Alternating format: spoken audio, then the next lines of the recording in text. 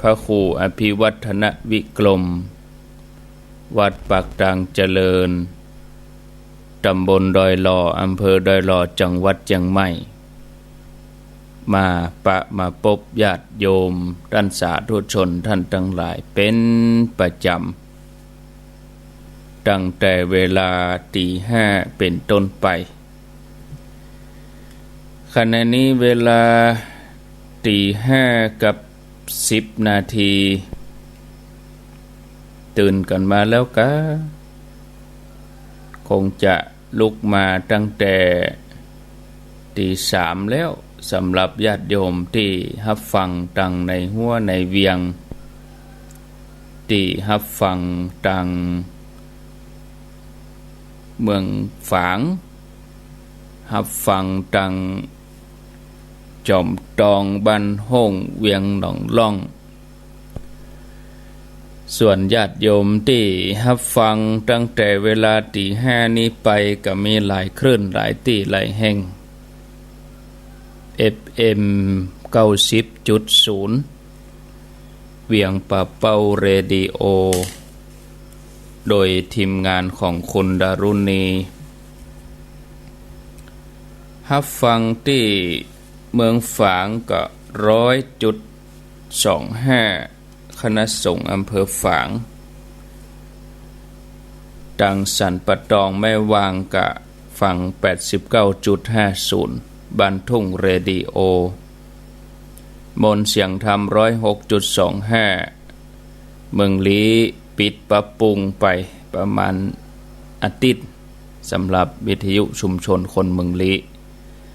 เสียงธรรมจากวัดจันทร์ 103.50 91.50 วิทยุชุมชนคนนาน้อยอำเภอนาน้อยจังหวัดน่าน 92.50 สี่คำเรดิโออำเภอเวียงสาจังหวัดน่านเสียงใสเรดิโอ FM 100.75 101.75 น่านฟ้าเรดิโอแล้วก็วันนี้ก็มีที่ 104.50 โดยสถานีวิทยุเพื่อการศึกษาพระพุทธศาสนาและวัฒนธรรมวัดฝ่ายหินตำบลสุเทพอำเภอเมืองเชียงใหม่ล้านนาเรดิโออำเภอศพปราบจังหวัดลำปาง 95.75 เจ้านี้หายไปหลายคลื่นเนาะเมืองลี้หายไปแดนดินถิ่นล้านนาขัดข้องทางด้านเทคนิควิทยุชุมชนคนเหนือเขื่อนก็ปิดปรับปรุงแห่งประมาณเดือนก็หายไปหลายคลื่นหายไปหลายสถานีก็บ่เป็นหยังญาติโยมไหลไปจับที่ไหนก็ฟังที่หั่นเนาะวันนี้นำเสนอหัวข้อธรรมะชื่อว่าคนนอกแบบคนนอกแบบแบบนี่เฮามีความหมายและได้หลายอย่างแบบก็คือแม่พิมพ์อีกก็ได้หนังสือนี่เปิ้นห้องแบบละคนตะก่อนเนี่ยมาอ่านแบบฮะเนาะบางท่านก็ตีความหมายว่าเป็นแบบแปรนอีกอะโอ้มีไหนแบบนี่เหรอเวลาเลิกโรงเรียนมากระเป๋าเอาใส่แบบหั่นกะบ่ได้บอกว่าหนังสือนะคือคนตะก่อนแบบเป็นที่ฮู้กันอยู่หยังว่าแบบตุ๊กตาเนี่ยช่างปั้นตุ๊กตาขึ้นรูปขึ้นแบบเปิ้นก็จะสร้างแบบขึ้นมา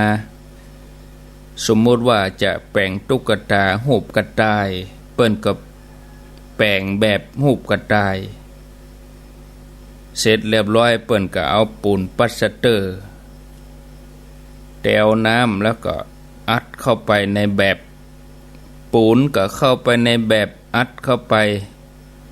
เป็นรูปกระต่ายแล้วก็แกะออกมาขายละอ่อนก็เอาสีมาแต้มมาเขียนได้ราคา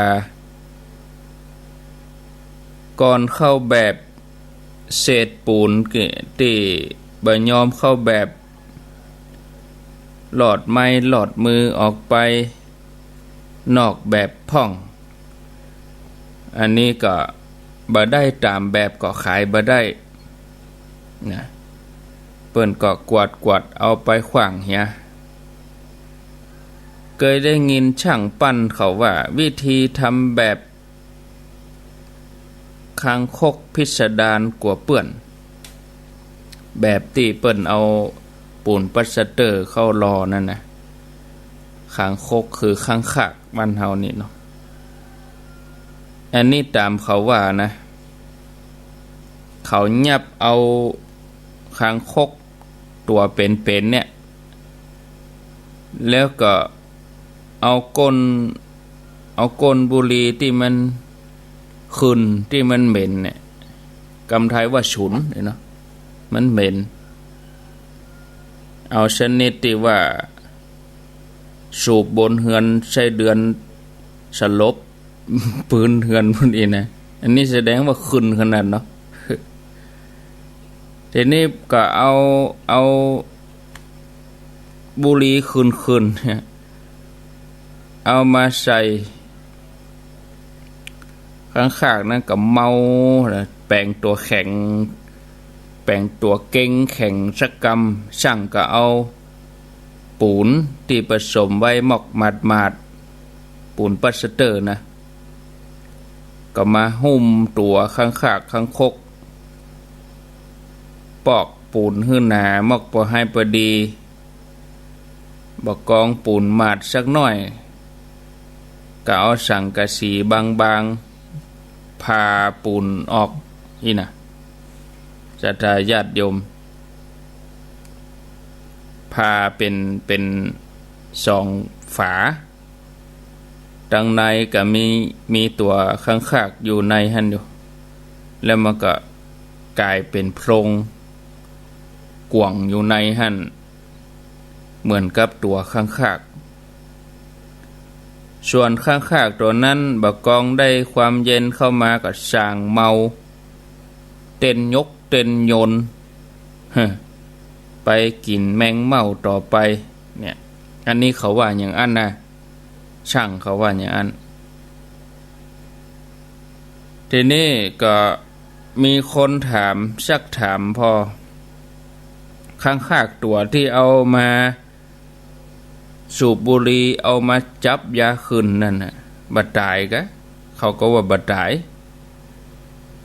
แต่ว่าบางทีมันบ่ฟื้นบ่ได้วะแต่เป็นเพราะก้าลากาที่ใครได้มาเป็นแบบก็จำเป็นต้องทำอันนี้เปิ่นมาเล่าสู่กันฟังแบบบางแบบก็ต้องเป็นบาปที่ทำกันในขนาดนี้เขาก็นายแบบนางแบบเนี่ยคำว่าแบบนี้ได้ยินหลายตีเนาะแม่แบบนายแบบนางแบบที่เป็นหนังสือก็มีวะเป็นแบบเป็นแปลนอีกก็มี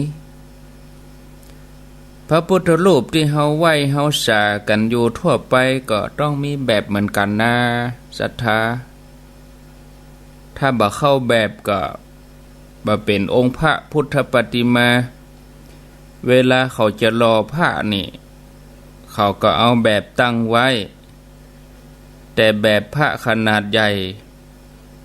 เปิ้นก็ขึ้นหุ่นเนาะเปิ้นฮ้องว่าหุ่นพอเป็นแบบสองชั้นบ่กองเกียมแบบแล้วก็เอาเศษทองเหลืองทองแดงหมู่บรรดากองติดแตกไปก็ดีเศษโลหะอีนะเปิ้นก็เอามาเผาไฟให้มันไหม้มันไหม้ก็คือให้มันละลายแล้วก็ถอกลงไปในแบบคนบ่เดียวบ่อู้เนาะกำเมืองเทอีหว่าละลายมันไหม้แล้วก็ถอกลงไปกะ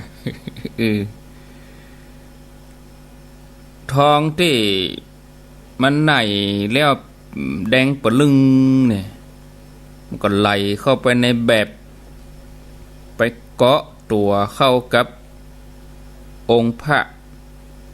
แล้วคนก็เอามาตั้งไว้ปูชากราบไหว้ นะส่วนทองที่เสด็จออกมานอกแบบฐานะของมันก็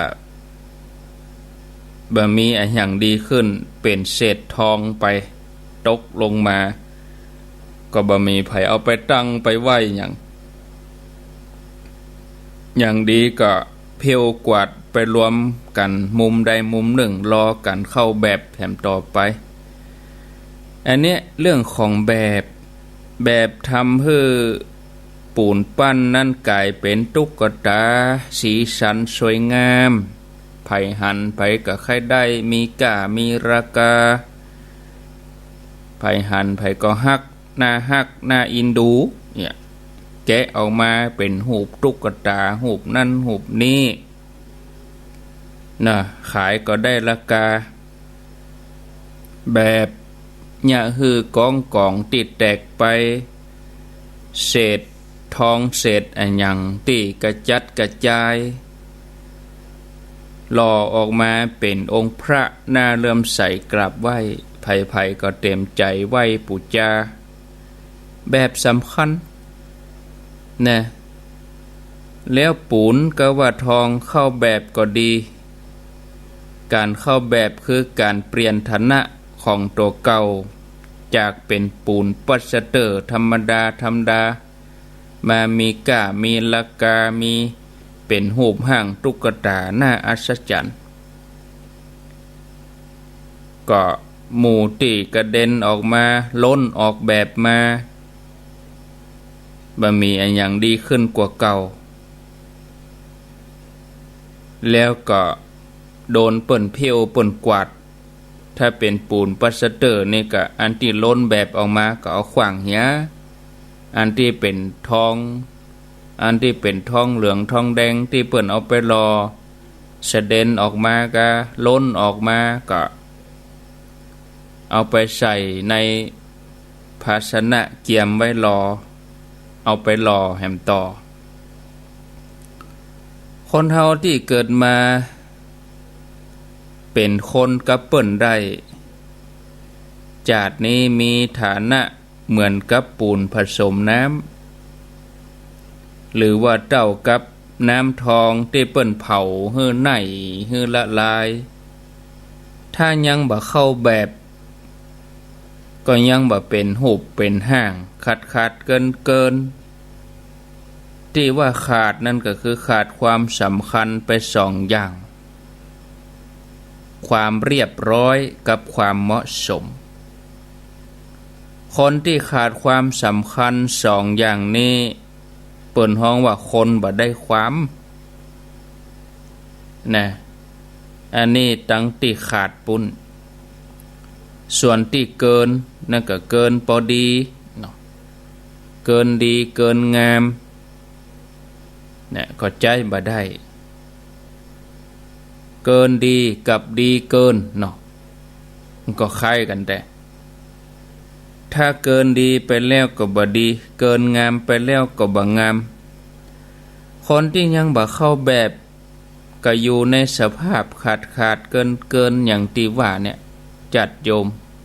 ท่านผู้ฟังทั้งหลายฉะนั้นในสังคมเฮามนุษย์เฮาก็จะต้องมีแบบไว้เป็นแบบที่แบบคนเฮาห้องหลายอย่างห้องว่าระเบียบก็ได้เอามาผสมกันเป็นระเบียบแบบแผนเนี่ยระเบียบนี่เป็นห้องวินัยระเบียบวินัยอย่างทหารการนักเรียนก็เนี่ยครูบาอาจารย์เปิ้นก็ห้องพระธรรมวินัยอันนี้คือแบบจะห้องว่าศีลธรรมก็ได้วัฒนธรรมก็ได้กฎกติกาจะห้องกรรมอื่นๆอย่างใดก็ได้แล้วแต่จะบัญญัติขึ้นมา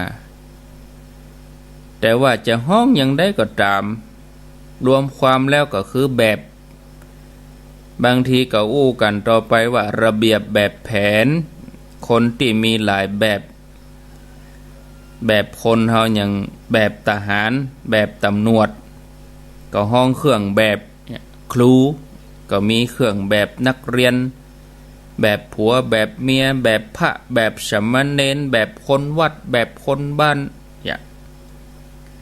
ก็ยังมีแบบอื่นๆแถมนักท่านผู้ฟังญาติโยมรวมความว่ามีแบบไว้ให้เลือกอย่างที่พอใจทีนี้เขาจะเป็นอะไรหยังเขาก็ต้องเข้าไปในแบบนั้นจะเป็นทหารก็ต้องเข้าไปในแบบทหารจะเป็นตำรวจก็เข้าไปในแบบตำรวจจะเป็นครูก็เข้าในแบบครูจะเป็นนักเรียนก็เข้าในแบบนักเรียนคือจะเป็นอะไรหยังก็ต้องเข้าในแบบนั้นข้อสำคัญอย่าลืมว่าคนที่ใจฮือพอโดยเฉพาะคนที่เข้าแบบส่วนหมู่ที่เสด็นออกมากระเด็นออกนอกแบบตกไปปื้นเปิ้นห้องว่าขาดเกินดูก็บ่ได้ใจก็บ่เป็นคนพวกนี้มักจะกึดพิษอยู่อย่างหนึ่งคือคนนอกแบบคือว่าอยากจะให้เปิ้นฮักอยากจะให้เปิ้นเคารพอยากจะให้เปิ้นนับถือแต่ตัวเองบ่ชอบเข้าแบบทำตัวนอกแบบคือเนี่ยยังตามอำเภอใจเป็นการฆ่าตัวเองทำลายตัวเองโดยที่บ่ฮู้ตัวเพราะถ้าได้เป็นคนนอกแบบแล้วก็จะล่ำไรลำพันเรียกร้องหาเอาความเคารพนับถือความฮักจากคนอื่นได้อย่างใดเหมือนปูนที่มันบ่เข้าแบบแต่ถ้าใครเฮือเปิ่นหันว่าตัวเองอยู่ในแบบก็จะต้องมาเข้าแบบนะเกิดมาเป็นคนแล้วควรจะเลือกเข้าอยู่แบบใดแบบหนึ่งให้ได้ถึงการเข้าอยู่ในฐานะของมนุษย์การเข้าอยู่ในแบบจะทำให้เฮารู้สึกอึดอัดไปพ้องแต่จะเป็นคุณค่าสำหรับตัวเฮาทำให้เฮาเกิดมาเป็นคนดีเพราะเฮามีแบบเฮาเข้าอยู่ในแบบลูกหลานถ้าบ่อยู่ในแบบที่พ่อแม่เปิ้นได้แปลงไว้ให้อยู่นอกแบบก็บ่มีความเจริญก้าวหน้าเนี่ยเป็นคนที่บ่มีค่าบ่มีราคาเหมือนตุ๊กตาเศษปูนพลาสเตอร์ที่ย้อยตกออกทางนอกก็เปิ้นมาซื้อบ่ขายหยังเปิ้นก็เอากะส่วนที่อยู่ในแบบตัวอันเอามาเป็นตุ๊กตาเอามาตั้งขายถ้าเกิดมาแล้วแบบไหนก็บ่เข้าวัดก็บ่เข้าเราก็บ่ขาดบาทก็บ่ใส่นะบำเพ็ญตัวเป็นคนนอกแบบพุทธศาสนาเปิ้นมีศีล5อีหรอเจ้าพุทธก็มันฮือการรักษาศีลภาวนาอันเนี้ยแบบเปิ้นอย่างอีลูกแต่ถ้าเฮาบ่เอาหยังก็คือเฮาบ่เข้าแบบมัวไปกึดว่าตัวเก่าทำผิดแล้วมันจะโก้จะเก๋เนี่ยผลที่สุดมาก็ส่งไปเข้าแบบพิเศษก็คือแบบราชทัณฑ์ แบบราชทัณฑ์จะได้เป็นศิษย์เก่าราชทัณฑ์อย่างใดก็ดีคนที่ฮักในการที่จะปรับปรุงตัวเก่าให้เข้าแบบก็จะต้องมันระลึกนึกอยู่เสมอว่าในโลกนี้มีอยู่2ชั้นมีแบบอยู่2ชั้นคือแบบจำเพาะกับแบบรวมแบบจำเพาะคือแบบเฉพาะตัวหมายความว่าไผเป็นอันหยังก็ทำตัวให้เข้าแบบนั้นๆเป็นพระเป็นโยมเป็นตู้เจ้าเป็นศรัทธาเป็นป่อนหลวงเป็นกำนันเป็นครูเป็นตำรวจเป็นทหารเป็นอันหยังก็ตามก็ต้องเข้าแบบของตัวนะตามที่ว่ามาส่วนแบบรวมก็คือแบบของหมู่คณะเฮาอยู่ด้วยหมู่คนหมู่หนึ่งนี่เปิ้นก็มีแบบของหมู่ไว้ ใครจะเข้าไปในหมู่ไหนก็จะต้องปรับปรุงตัวเองให้เข้าในหมู่นั้นเข้าในแบบนั้นเมื่อเข้าไปโรงเรียนก็จะต้องอยู่ในแบบแผนโรงเรียนออกจากโรงเรียนมาแล้วเข้ามหาลัยก็ต้องอยู่ในแบบแผนของมหาลัยออกจากมหาลัยไปสมัครงานที่ไหนบอกว่าเป็นราชการบอกว่าจะเป็นรัฐวิสาหกิจเอกชนห้างร้านบริษัทองค์กรใดก็จะต้องปฏิบัติตามแบบแผนขององค์กรนั้นๆออกจากหน่วยงานต่างๆไปลาบวชเป็นพระก็จะต้องอยู่ในแบบแผนของพระข้อนี้สำคัญจะไปเป็นคนขวางแบบจะไปเป็นคนขวางโลกในที่สุดก็จะเกิดความเสื่อมเสียต่อตัวเก่าเสื่อมเสียต่อองค์กรเสื่อมเสียต่อหมู่คณะเฮาเกิดพอยังตัวหนังสือแต่ละตัวที่เฮากำลังอ่านญาติโยมอ่านหนังสือกะเนาะเฮาพอยังตั้งหลายพิจารณายกตัวอย่างเอาอย่างตัวหนังสือนี่พอที่จะยกตัวอย่างง่ายๆแต่ละตัวอักขระพยัญชนะอักษรเปิ้นก็มีแบบเฉพาะตัวหนึ่งกอไก่ก็เขียนแบบนี้ขอไข่ก็เขียนแบบนี้กอไก่นี่บ่มีหัวเน้อดึงตั้งลุ่มขึ้นไปก๊อกงอกตั้งบนขึ้นไปหน่อยแล้วก็จักลงมาอันนี้เป็นกอไก่ขอไข่นี่มนหัวเหี่ยก่อนเน้อแล้วเอาไปโกงตั้งบนแล้วก็จักลงมาขีดตั้งลุ่มจักขึ้นไปเป็นขอไข่ขอไข่นี่จะไปใส่หางยาวถ้าหางยาวจะเป็นจอจ้าง จะเป็นชอช่างไปอย่าไอ้เนี่ยแบบหนังสือตัวอื่นๆตั้งแต่ก็ไก่ถึงฮอนกฮูกเปิ้นก็มีแบบไปยอผู้หญิงยังอีเนอร์ใบเจ็ดชอกกับเชอนะชอกกับเชอนี่หัวอยู่ในนี่ยอผู้หญิงบะหมีเนี่ยยอผู้หญิงนี่จะมีหางอยู่ตั้งรุ่มเนี่ยเวลาเขียนก็ต้องเขียนให้ถูกแบบอันนี้จันที่หนึ่งห้องว่าทำให้ถูกแบบเฉพาะทีนี้เวลาเราเอาตัวหนังสือหมู่นี้มาเรียบเรียงเหมือนคนนี่กะเรียบเรียงเสียงประสานเอาตัวหนังสือนั่นมารวมกันเข้าหมู่อ่านได้ก็เป็นความหมายอย่างใดถ้าว่ามันบ่เข้าหมู่มันบ่เข้าแบบมันสมมติว่ากอไก่สระอาเอาสระอาอยู่ตั้งหน้าอ่านมาออกกามาเป็นกาไปเหียได้ก็เพราะมันเลี้ยงบ่เข้าแบบตัวหนังสือไปคนตีคนตังเฮาก็จะต้องไปอยู่ให้ถูกที่ตัวใดควรจะอยู่หน้าตัวใดควรจะอยู่หลังเนี่ยอย่างอี้ถึงจะอ่านได้ความหมายเมื่อเอามาเรียงแล้วต้องเว้นวรรคด้วยนะบ่ใช่ติดกันเป็นจบเนี่ยเว้นวรรคถูกต้องก่อนะแล้วขนาดตัวหนังสือแต่ละตัวใหญ่ตัวน้อยนะเขียนตัวน้อยตัวใหญ่เสมอกันก็เขียนให้เป็นตัวหนังสือก็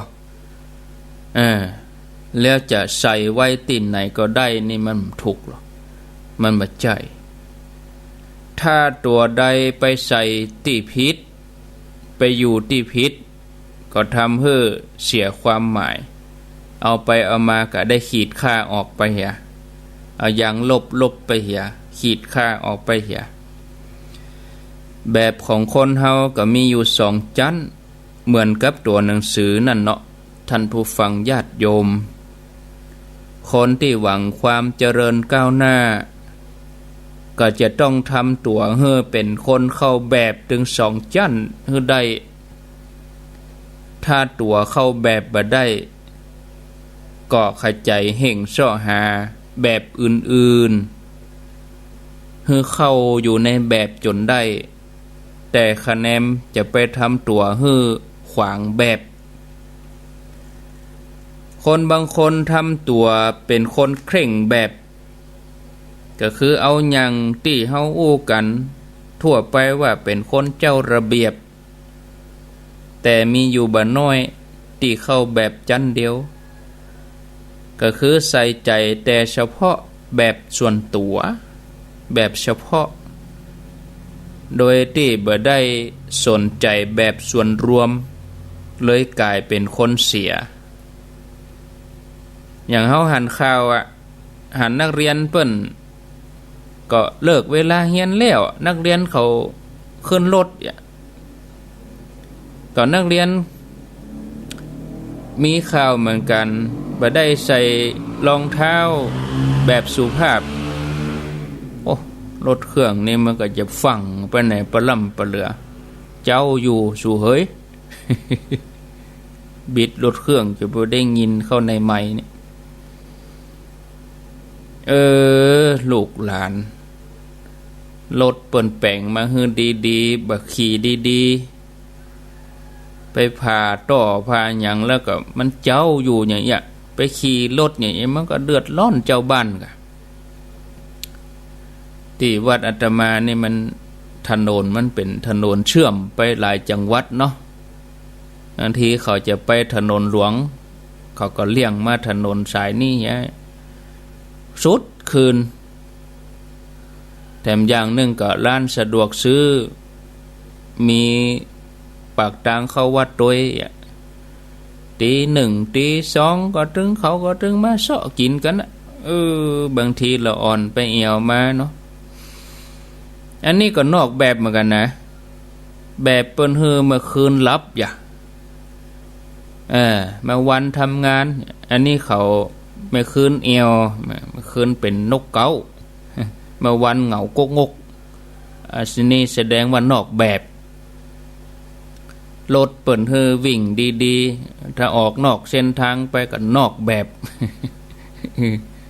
ประยุกต์เข้าได้หมดเนาะปิ๊กมาอู้ถึงละอ่อนนักเรียนเมื่อเป็นข่าวเขาแล้วมันอย่างใดละอ่อนเขาฝนตกกะแล้วก็จะไปฮือใส่รองเท้าผ้าใบรองเท้าแบบสุภาพมันก็เขาก็เกียมไว้นั่นแหละแต่ใส่เกือบแตะก่อนแต่ไปขึ้นรถเมล์นี่คนเจ้าระเบียบหันเข้าใส่กับเดียดเฮือละอ่อนแต่งตัวบ่สุภาพอย่างนั้นอย่างนี้โอ้ก็ละอ่อนจึงบอกว่าฝนมันตกก็ใส่เกือบแตะไปก่อนก็เดี๋ยวถ้าจะเข้าโรงเรียนก็ก้อยใส่กะรองเท้าแบบสุภาพนั่นแน่คนเจ้าระเบียบก็ใส่ติ๊กๆแล้วละอ่อนนี่หัวลึกหัวทื่ออันนี้ก็แล้วแต่มุมมองนะคนที่เป็นคนเจ้าระเบียบนี่ก็บ่ได้สนใจเรื่องแบบส่วนรวมก็เลยกลายเป็นคนเสียเข้าไปในสังคมที่เปิ้นมีแบบส่วนรวมถ้าบ่ได้ปรับปรุงตัวเองก็เข้ากับเปิ้นบ่ได้เข้าแบบอย่างนั้นบ่ได้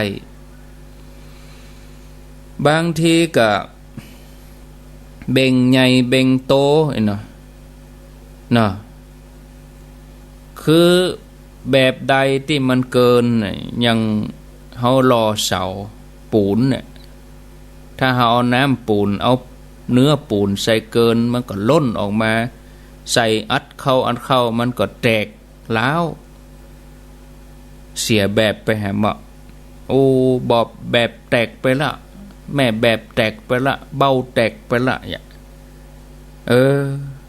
เสียไปเลยทำอย่างนั้นก็ผิดไปแต่ตัวเองก็จะนึกเอาว่าตัวเก่าโก้เก๋เก่งมันทำให้แบบนั้นแตกไปแล้วจะเก่งได้อย่างใดจะเก่งก็เก่งนอกแบบเอาดีบ่ได้นะจะเป็นเทวดาจะปั้นเทวดาแ กะแบบออกมาเป็นยักษ์ไปใหญ่ๆไหนๆก็มาถึงขั้นนี้แล้วลองเอาตัวเฮาสอบเนาะลองเอาตัวของเฮานี่สอบพอเทียบกับแบบพอว่าเป็นแบบอย่างใดนะทีนี้ก็พิจารณาอันใดที่ขาดก็เติมอันใดที่เกินก็ตัดจะทำให้คนเป็นแบบที่ดีมีแบบที่ดีและตัวเองก็ตั้งอยู่ในแบบที่ดีอ้าวอูกันไปกับม่วนไปมีเรื่องราวอูนักอยู่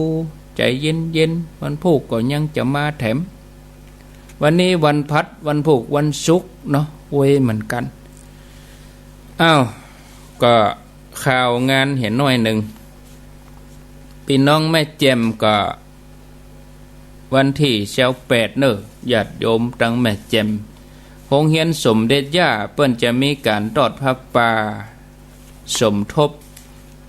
ทุนในการบริหารจัดการโรงเรียนสมเด็จย่าวันที่28พฤศจิกายนเนอะเชิญชวนป้าอุ้ยแม่หม่อนศรัทธาญาติโยมครูบาอาจารย์ไปหลายตนอาตมาก็จะไปเอาศรัทธาไปโดยเปิ้นมีศิลปะวัฒนธรรมการแสดงอันอย่างหลายๆอย่างมีประกวดอาหารด้วยวะตัวแทนแต่ละอำเภอวะเนาะไปทำอาหารก็ไปถวายเพลพระพ่องไปเลี้ยงนักเรียนพ่องอย่านะวันที่28พฤศจิกาก็อาตมาก็หลังจากปิกลุกกลับจากเชียงไฮ้ก็พัก27นี่มันได้พักนะเพราะว่า27นี่จะเกียมสถานที่ว่าขนเต้นขนยังขนครัวเกี่ยวกับศาสนพิธีอย่างต่างๆจะเข้ากรรมวันที่1ถึงวันที่6ธันวา26อยู่เวียงป่าเป้า27ปิกมาเตรียมสถานที่เข้ากรรม28ไปแม่แจ่ม29 30ก็อยู่ที่เข้ากรรมวันที่1ก็เริ่มเข้ากรรมลากยาวถึง11ธันวาบนนั้นนี่ออกกรรมวันที่6วันที่7ที่8ที่9ก็เตรียมงานวัดตัวเก่าวันที่11ก็มีงานวัดปัตตังเจริญนะวันที่26นี่ก็เชิญชวนเนอะท่านผู้ฟังทุกคนก็แล้วกันจะไปว่าเนอะเปิ้นบ่จวนเฮาเปิ้นบ่อู้เฮาจะไปว่าเนอะเฮาจวนทางวิทยุเนี่ยนะอันนี้ถือว่าจวนส่วนตัวไปเลย บางท่านนี่โอ้เปิ้นป้อบ่อู้เฮาบ่จวนเฮาน่ะจะไปว่าอย่างอันนะเฮาบ่ได้มีโอกาสไปปะทุกคนรู้แล้วก็บ่มีพิมพ์บัตรเจิญบ่มีพิมพ์อย่างใจเสียงเอิ้นไปอย่างยะนอว่างก็เจิญจวนเนอะป้าอุ้ยแม่อุ้ยคนเฒ่าคนแก่คนหนุ่มคนสาวลูกเล็กเด็กแดงถ้าปิดเทอมก็ไปหรอถ้าปิดเทอมแล้วอีนะวันที่26วันนี้วันที่19วันที่26ก็งานยกยอดชัดเจดีย์ที่วัดดอนจันทร์ตำบลเวียงกะหลงอำเภอเวียงป่าเป้าจังหวัดเชียงรายไปรอบแรกนั่นวางศิลาฤกษ์12กรกฎาคมรอบที่2นี่ยกบรรจุพระธาตุ12สิงหาวันแม่แล้วก็รอบสุดท้ายแล้วนะไปมาได้ไป2รอบแรกก็ไปรอบสุดท้ายบางท่านก็ไปถึง 2-3 รอบมาแล้วอย่างอันนี้ยกยอดชัดถือว่าเรียบร้อยแล้วนะวันที่26จะไปเวลาใดดีก็เฮือไปตันกินข้าวตอนปุ้นเนอะเฮือไปตันกินข้าวตอนปุ้นก็ออกบ้านเฮาสัก6 โมง 7 โมงถ้าไก่น้อยก็ออก6 โมงตี 5 ถ้าไกลน้อยยังโดยสะเก็ดสันทรายนี่ก็ออกมอก7 โมงก็ตันอยู่หมอกสันทรายสารปีโดยสะเก็ดสันกำแพงแม่อ่อนแม่แต่งแม่ริมเนาะดังในห้วยในเวียงนี่นะออกมอก7 โมงนี่ก็ตันอยู่ปะเลอะเนาะอันนี้เขาก็ต้องเผื่อคนนั้นคนนี้ทุกทิกจ้าหันหน่อยไปฮับคนนั้นหน่อยฮับคนนี้หน่อยมันก็ต้องเผื่อเวลาถ้าจะออก7 โมงแท้ๆคือ7 โมงนี่อยู่บนถนนหลวงปุ่นนะไม่ใช่7 โมงออกบ้านเตื้อเขาก็ต้องประมาณ6 โมงนี่ต้องไปไล่ฮับคนละใจว่า7 โมงต่างคนต่างออกบ้าน7 โมงแล้วกลัวรถจะไปรับแต่ละคนกว่าจะอันนั้นหน่อยนี่หน่อยเผลอๆกับ8 โมงป่ายกำลังอยู่ถนนหลวงกำลังเข้าห้วยห้องค่ายอยู่อีกก็จะบัดดันการอันนี้ก็วางแผนการเดินทางไปเนอะพิธีก็เขาไปถึงปุ๊บเขาก็จะไปปิดทองก็ผูกผ้าแพรก็ช่วงเมื่อไงนะก็เต็มตีนะผูกผ้าแพรปิดทองยอดชัด17 ยอดนะเพิกเข้าไงกี่เข้าตอนแล้วก็ประมาณบ่ายโมงเปิ้นจะแห่ยอดชัดมีขบวนแห่เนาะการแสดงวัฒนธรรมประเพณีต่างๆนักมากมายกะวันที่26ถวายเพลพระ11 โมงเสร็จเรียบร้อยญาติโยมก็กินข้าวโรงทานเนาะจะห่อไปด้วยก็ได้กันเหนียวไว้หน่อยถ้าบ่ห่อเขาก็ไปกินโรงทานปุ้นปะเลอะปะเตอมีตึงอาหารการกินขนมของหวานเนาะจะกินอะไรยังก็ปะเลอะปะเตอก็ไปแห่แล้วพระสงฆ์เปิ้นก็เจริญพุทธมนต์เสียน้อยเสร็จเรียบร้อยก็เวลาก็เลื่อนไปบ่าย 2บ่าย 3ยกยอดชัดเสร็จแล้วถวายตาลยอดชัดตาลเจดีย์มาค่ำยามแรงมาก็เตรียมสถานที่สักชั่วโมง2 ชั่วโมงศาลาก็เตนั่งลานเตปวนลืมสีลืมหยังลงมาศรัทธาก็จัดสถานที่ตั้งลุ่มเช็คไฟเช็คหยังเรียบร้อยแล้วก็ประมาณทุ่มเกิงพระเจ้าประสงค์เดินทางมาถึงแต่ช่วงว่างนั่นก็การแสดงแถมชุดก็แสดงไปนะทุ่มเกิงกับพระเจ้าประสงค์เปิ้นเดินทางมาก็สวดมนต์ตานกำนั้นก็เวลาก็เลื่อนไปเคลื่อนไปตามลำดับไปจนถึงเปิ้นสวดเบิกแล้วก็กวนเข้าติบปุ่นเที่ยงคืนตี 1ปุ่นกาก็ว่ากันไปเวลาก็อาจจะเหลื่อมกันไปล้ำกันไปแบบเป็นอย่างเนาะไปจะไปนอนก็เตรียมอุปกรณ์พอสภ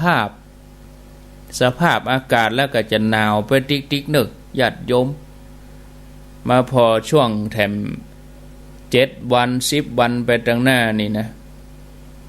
พยากรณ์อากาศวันนี้เจ้านี้ก็อุณหภูมิเท่าใด21 องศาส่งมาเจ้าวันโพกก็เหลือ19วันฮือก็เหลือ18อุณหภูมิก็จะลดลงไปนะช่วงเจ้าอย่างอี้นะแล้วก็จะไปต่ำสุดปุ่นวันที่10วันที่27 28ก็เหลือ18 องศาวันที่30ก็เหลือ17 องศานี่เปิ้นคาดหมายนะคาดหมายอากาศว่าอย่างอี้เนาะท่านผู้ฟังแล้วก็ปุ่นขึ้นต้น30 พฤศจิกายน1 ธันวาคมก็ซ้ำจะหนาวไปแถมว่าก็จับประเดี๋ยช่วงเข้ากำจะทาว่าโอ้หนาวฮอตทุเจ้าเข้ากำรู้นี่ทุเจ้าเข้ากำรู้มันหนาวแต่ว่ากับแต่วันซืนนี่ฮ้อนหอมาเจ้ามา22 23 องศาบ่ายมา31 32 องศา แต่ว่าแถม7 วันไปตั้งหน้านี่เมื่อบ่ายมาอยู่ในห่มก็26 27ก็พอดีเหรอเย็นดีเหรออยู่ห่มก็เย็นอยู่แดดก็อุ่นเอาเตอีก่อนเนาะอูกันกับข้างแถม10 นาที099366